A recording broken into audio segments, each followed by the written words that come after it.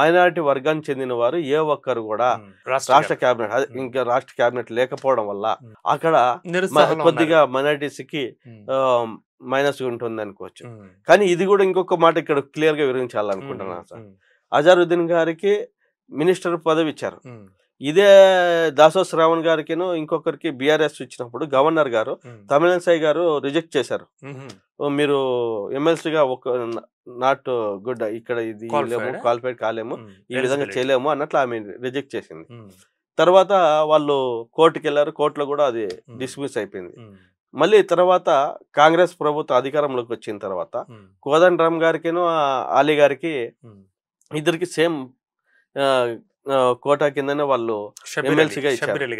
లేదు కదండి, సబ్బీర్ అలీ కాదు, అలీ ఖాన్ అనే అలీ ఖాన్ అతనికి మళ్ళీ ఎమ్మెల్సీ ద్వారా ఇచ్చారు. కానీ అక్కడ ఏం జరిగిందంటే సేమ్ మళ్ళీ వాళ్ళు కోర్టు వీళ్ళు బీఆర్ఎస్ వాళ్ళు ఎవరైతే ఉన్నారో వాళ్ళు కోర్టుకి వెళ్ళిన తర్వాత వాళ్ళని మళ్ళీ రిజెక్ట్ చేసేసింది, ఇది చెల్లదు అన్నట్లు.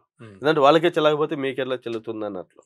ఇప్పుడు మళ్ళీ సేమ్ కేటగిరీలో మళ్ళీ కోదండరామ్ గారికిను మళ్ళీ అజారుద్దీన్ గారికి ఎమ్మెల్సీ ఇస్తాము అన్నట్లు మన రేవంత్ రెడ్డి గారు ప్రపోజల్ పెట్టారు. ఇంకా ఎమ్మెల్సీ కాలేదు ఇక్కడ, ఇంకా ఎమ్మెల్సీ కాలేదు. మినిస్టర్ హోదా మినిస్టర్ మాత్రం ఇచ్చేసారు. అంటే ఒక మినిస్టర్ కావాలంటే ఒక ఎమ్మెల్యేనా అయిండాలా, లేకపోతే ఒక ఎమ్మెల్సీ అయినా అయిండాలా. సో ఇప్పుడు ఇంకా ఏది కాలేదు. ఒక 6 months కి ప్రకటించారు అనుకోవచ్చు. 6 months కొరకే మినిస్టర్ గా ఉండబోతున్నాడా, లేకపోతే చాలా కాలం అట్లా వాళ్ళ ఇప్పుడు ఈ సీఎం గ్రూప్ లో ఈ ఒక వ్యక్తిగా ఇతను ముందుకు వెళ్ళగలుగుతున్నాడు అనేది ఇంకా ముందు ముందు మనకు తెలుస్తుంది. సో ఏదైతేనేమి ఆంధ్రప్రభ ఛానల్ గా నేను క్యూమెగా పొలిటికల్ స్ట్రాటజీస్ లో మేము పొందిన ఒక పాయింట్ గ్రహించినాం, ప్రజల పాయింట్ ని మేము ఈ ఛానల్ ద్వారా ముందు ఉంచినాం. ఏమన్నా అంటే ముస్లిం వారికి రాష్ట్ర కేబినెట్ హోదా ఈకపోవడము కాంగ్రెస్ కు చాలా ప్రమాదకరం ఇది ఈ జూబ్లీ హిల్స్ ఎన్నికల్లో అని మేము చెప్పినాము. అది కాంగ్రెస్ గవర్నమెంట్ దీన్ని అంటే రేవంత్ రెడ్డి గారు గ్రహించి వెంటనే ఈ ఆంధ్రప్రభ ఛానల్ చూసారా, లేకపోతే మా సర్వేని చూసారా, ఇమ్మీడియట్లీ ఒక ముస్లిం వ్యక్తికి అజారుద్దీన్కి ఈ రోజు ప్రమాణ స్వీకారం కూడా చేయించడం జరిగింది. ఒక పాయింట్ గా మేము ముందుకు తీసుకొచ్చినాము. బీఆర్ఎస్ బలహీనతలు, మాగంటి సునీతమ్మ ఎవరికి తెలియకపోవడము, ఆమె ఎవరికి తెలియకపోవడం, ఎందుకంటే గృహిణి కాబట్టి తెలియకపోవడము, బరువు అంతా బీఆర్ఎస్ పైన ఉండడము, ఈ బీఆర్ఎస్ లో కూడా అంతర్గత కలహాలు ఉండడము, వాళ్ళు సరైన పద్ధతిలో ఎలక్షన్ క్యాంపెయిన్ చేయలేకపోవడము, ఇవి కూడా ఒక మైనస్ అయిపోయి. ఎందుకంటే ఇవన్నీ ఏ పార్టీ అయినా అంతర్గత కలహాలు ఉంటాయి, కానీ దీంట్లో బయట కనిపించిన కలహాలు ఉన్నాయి, అన్నిట్లో బయట కనిపించే కలహాలు ఉన్నాయి. అంతే, బయట కనిపించేటివి బయట అంతర్గత ఉండేటివి ఉన్నాయి. కానీ ఇక్కడ ఏంటంటే వీళ్ళు సిస్టమేటిక్ గా కొద్దిగా చేసుకోపోతున్నారు అనుకునే క్షణంలో ఇక్కడ కొద్దిగా వెనకబడిపోతున్నారు.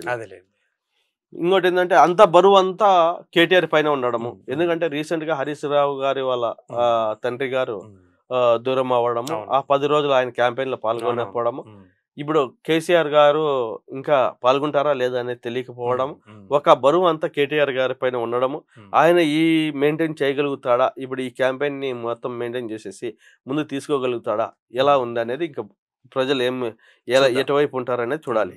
ఎందుకంటే ఈ రోజు వాళ్ళ క్యాంపెయిన్ స్టార్ట్ అయింది, ఆ క్యాంపెయిన్ పైన ప్రజలు ఏమనుకుంటున్నారు ఏం లేదనేది మేము కూడా గ్రహించాల్సిన అవసరం ఉంది సార్. ఇంకోటి మాగంటి గోపీనాథ్ మీద ఉన్న ప్రజల ప్రేమను తన వైపు తిప్పుకోవడంలో కొద్దిగా వెనుకబడటము మాగంటి సునీతకి జరుగుతుంది. ఎందుకంటే ఇప్పుడు ఒక 3 సార్లు పర్యాలు భర్త ఎమ్మెల్యేగా గెలిచాడు, తన ఇంటికి ఎంతో మంది అతని అనుచరులు వస్తూ పోతుంటారు, వాళ్ళతో ఈమె కలుపుకొని పోవడంలో వెనుకంజబడింది అనడంలో సందేహమే లేదు. ఎందుకంటే వాళ్ళ పైన ఉన్న ప్రేమను తిప్పుకొని ఉన్నప్పుడు ఈమెకి ఇంత పర్సెంటేజ్, అంటే నేను ఇంతకుముందే చెప్పాను 2%లో ముందంజలో ఉందా, ఒక 4% ఉన్న ఆమె 2% కింద పడిపోవడం కాదు, ఎప్పుడైనా గ్రాఫ్ పెరగల కానీ తగ్గేది ఎక్కడ ఉంటుంది సార్. సో ఇది ఒక కారణం. మాగంటి సునీత మీద కాంగ్రెస్ ప్రభుత్వం చేస్తున్న అభియోగము వాటిని సరైన సమయంలో వాటిని ఎదుర్కోవడంలో వెనుకబడి ఉండటం, ఈమె పైన ఏమైతే చెప్తున్నారో దానిని ఆమె ఆన్సర్ ఇవ్వగలగాలి. అదే అంటే రాజకీయ నాయకులు అయితే కౌంటర్ ఇస్తుంది, కౌంటర్ ఇవ్వాలి. ఏదైనా కానీ అవతల ఉన్నది, నేను ఇది చేస్తున్నాను, నా భర్త ఇది చేశాడు, దీనికన్నా మించి నేను ఇది చేస్తాను, నేను ఇది ప్రత్యేకంగా నేను మా నా వాయిస్ వినిపిస్తున్నాను, నేను మీకోసమే ఉన్నాను. ఒక మహిళ ఓకే, మహిళగా మనం గౌరవించవచ్చు. మన భారతదేశంలో మహిళ గౌరవించడం మన ప్రథమ కర్తవ్యం. కానీ ఆమె గొంతు ఇప్పాల్సిన అవసరం చాలా ఉంది. అదే పాయింట్ మళ్ళీ నేను చెప్పాను. మాగంటి సునీత గారు మీడియాతో మాట్లాడడంలో తన గొంతు ఇవ్వడంలో వెనుకబడి ఉండటం, ప్రజలకి అక్కడ ఉన్న ప్రజలకి నేనున్నానని భరోసా కల్పించాలి. ఆ భరోసా కల్పించలేకపోవడం వల్ల ఎన్నికంజలోకి వస్తుంది. ఇప్పుడు ఒక పార్టీని ద్వారానే ఆ పార్టీనే బరువు ఎత్తుతడం కాదు, తను కూడా బరువు ఎత్తాలి. తను కూడా ఒక ఎంతసేపు తన ఇద్దరు కూతుర్లని కొడుకుని వేసుకొని వెనకల పోయి ఆడేదో కలిసి వస్తున్నాను అనేది కాదు. అవతల వ్యక్తి ఏం స్టాండ్ తీసుకోబోతున్నాడు, నేనేం స్టాండ్ తీసుకోవాలి, దానికి వ్యూహం ప్రతి వ్యూహంలో తనకనేది కొన్ని స్టాండ్లు ఉండాలి సార్. తనకనే ఒక సెల్ఫ్ స్టాండ్స్ కంపల్సరీ ఉండాలని నేను అంటే అకస్మాత్తుగా మరి గోపి గారు చనిపోవడం వల్ల ఆమె ఇప్పుడు మళ్ళీ లైమ్ లైట్ లోకి పొలిటికల్ లైట్ లోకి రావడం జరిగింది కాబట్టి రైట్ సార్. ఆమెకి పార్టీ వారు లైమ్ లైట్ లో తెచ్చారా, తను లైమ్ లైట్ లోకి రావాలనుకుందా అనే పక్కన పెడితే నువ్వు లైమ్ లైట్ లోకి ఆల్రెడీ వచ్చేసావు. వచ్చేసిన తర్వాత నీ స్టాండ్ అనేది ఒకటి ఉండాలనేది ఇక్కడ మెయిన్ ఇంపార్టెంట్. ఇప్పుడు ప్రజల దగ్గర పోయినప్పుడు ఎవరైనా కూడా మీరు వచ్చి నాకు గెలిపించండి అన్నప్పుడు వాళ్ళకి ఏం కావాలో నేను తీర్చగలుగుతాను అనేది వాళ్ళ భరోసా కల్పించాలి. వాళ్ళ భర్త 3 సార్లు పర్యాలు అక్కడ ఎమ్మెల్యేగా ఉన్నాడు. అక్కడ ఉన్న వాళ్ళంతా వాళ్ళ భర్త పైన కొద్ది ప్రేమాభిమానాలు కలిగి ఉన్నారు. అంటే ఒక ఏ చిన్న కార్యక్రమం జరిగినా కూడా వెళ్ళేవాడే సార్. అంటే ఒక మాట చెప్తాను సార్, నవీన్ యాదవ్ పైన కేసులు ఉన్నాయంటున్నారు. ఏ రౌడీజం ఉన్న వాళ్ళు ఎవరు లేరా, ఏ రాజకీయ పార్టీలు లేరా? ఏంటంటే బిఆర్ఎస్ వాళ్ళు ఆ స్టాండింగ్ ని ఎక్స్పోజ్ చేసినారు. రైట్. ఇప్పుడు నవీన్ యాదవ్ గారి మీద కూడా కేసులు ఏమి లేవండి, కానీ బిఆర్ఎస్ వాళ్ళే చేస్తున్నారు. అది చేస్తున్నారు అంటే ఎవరు సార్ వీళ్ళ రోడ్డు లేకుండా వాళ్ళు మంచి చేసినట్టు ఉండవా, చెడు చేసినట్టు. నేను ఏమంటున్నాను, మనము ఆంధ్రప్రభ ఛానల్ ద్వారా మనం ముందునే మనం ఏం చెప్పినామంటే ఇంత ముందు కూడా కాంగ్రెస్ చేసిన పనులు కూడా చెప్పుకోలేకపోయింది అన్నాం. ఈ రోజు కూడా నేను అదే మాట చెప్పాను. అంటే చేసుకుని చెప్పి సన్న బియ్యం ఇచ్చింది, తర్వాత వచ్చేసింది వాళ్ళు రేషన్ కార్డులు ఇచ్చారు, కొన్ని వాళ్ళు ఫ్రీ బస్ ఇచ్చారు. ఇవి అంటే బయటికి కనిపించలేదు సార్. ఇవి అంత ఎక్స్ప్లోర్ కాకుండా వాళ్ళు చేయించుకోలే. ఎంతైనా కూడా వీళ్ళు ఏం చేసినారు బిఆర్ఎస్ వాళ్ళంటే వాళ్ళు ఇచ్చిన గ్యారెంటీలని ఏదైతే వీళ్ళు తప్పినారో, వీళ్ళు ఆ 6 గంటలు తప్పారో వీళ్ళు తీసుకుపోవడంలో ముందంజలో ఉన్నారు, వాళ్ళు వెనకంజలో ఓడిపోయినారు అంతే. ఇంకోటి బీజేపీకి ఉన్న బలహీనతలు ఏంటి?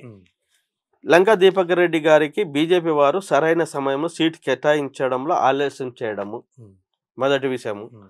బీజేపీ పార్టీ క్యాడర్ను సమన్వయ లోపం ఉండడము. క్యాడర్లో బీజేపీ పార్టీ కిషన్ రెడ్డి వర్గానికి చెందిన వారు తప్ప మిగతా వర్గం వారు అంతగా పట్టించుకోకపోవడము. కిషన్ రెడ్డి అంటే లంకా దీపక్ రెడ్డి, లంకా దీపక్ రెడ్డి అంటే కిషన్ రెడ్డి అనే మాట మా దృష్టికి వచ్చింది. సో మేము కూడా ప్రజల దృష్టికి తీసుకొస్తున్నాం. ఎందుకంటే బీజేపీ వారు తూతూ మంత్రంగా పనిచేయడం. ఓకే, కిషన్ రెడ్డి వర్గానికి చెందిన వాళ్ళు తప్ప మిగతా వాళ్ళు ఎవరు పెద్దగా అక్కడ వర్క్ చేయకపోవడం. అతను అంటే చేస్తుండొచ్చు, అధ్యక్షులు కాదా, కానీ అంత ఫుల్ ఫ్లెడ్జ్ గా ముందుకు వెళ్ళడం లేదనేది మాకు తెలుస్తుంది. బీజేపీలో బీసీ వర్గానికి ప్రాధాన్యత లేకపోవడము ఇక్కడ చాలా వెనుకబడి ఉండటం కారణం. ఇక్కడ బీసీ వర్గానికి చాలా ఉన్నారు సార్. ఇక్కడ వాళ్ళు బీసీ వర్గానికి బీజేపీలో ఒక స్థానం కల్పించి ఉంటే వాళ్ళు కూడా బాగుండేది. ఎందుకంటే వీళ్ళు 42% పెట్టినప్పుడు వాళ్ళు అప్రూవ్ చేసి ఉంటే కొద్దిగా వాళ్ళు కూడా ఏమన్నా వచ్చేదేమో. సో అది అప్రూవ్ కాలేని వల్ల అది కూడా ఒక పాయింట్ కావచ్చు. అంటే ఇక్కడ మనం క్లియర్ గా ఒకటి అనుకోవాలండి, ప్లస్ చెప్పాలి కూడా. ఇప్పుడు 42% రిజర్వేషన్ అనేది కేవలం స్థానిక సంస్థల ఎన్నికలకు మాత్రమే. ఇప్పుడు ఉప ఎన్నికలు లేదా అసెంబ్లీ ఎన్నికలు వీటికి వాళ్ళు ఎన్నికల కోసం ఉందా లేదా అనేది వాళ్ళు చూస్తున్నారు తప్ప ప్రతి ఇంట్లో వాడు ఎమ్మెల్యే కావడం లేదు, ప్రతి ఇంటి వాడు ఎంపీ కావడం లేదు.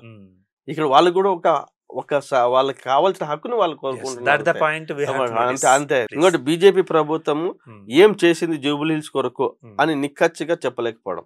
ఎందుకంటే సార్ ఇక్కడ ఈ పాయింట్ ఎందుకు నేను చెప్తున్నా అంటే, ఇదే జూబ్లీ హిల్స్ కి ఈ రోజు ఎంపీగా ఉన్న వ్యక్తి కూడా కిషన్ రెడ్డి గారే, కేంద్ర మంత్రిగా కూడా ఉన్నారు. ఇదే జూబ్లీ హిల్స్ నియోజకవర్గానికి ఆయన ముందునే కాస్త కూస్తో కిషన్ రెడ్డి అన్న చేసింటే, అంటే చేసింటాడు, మోర్ దెన్ పబ్లిక్ లెక్క అంత పోలేదు.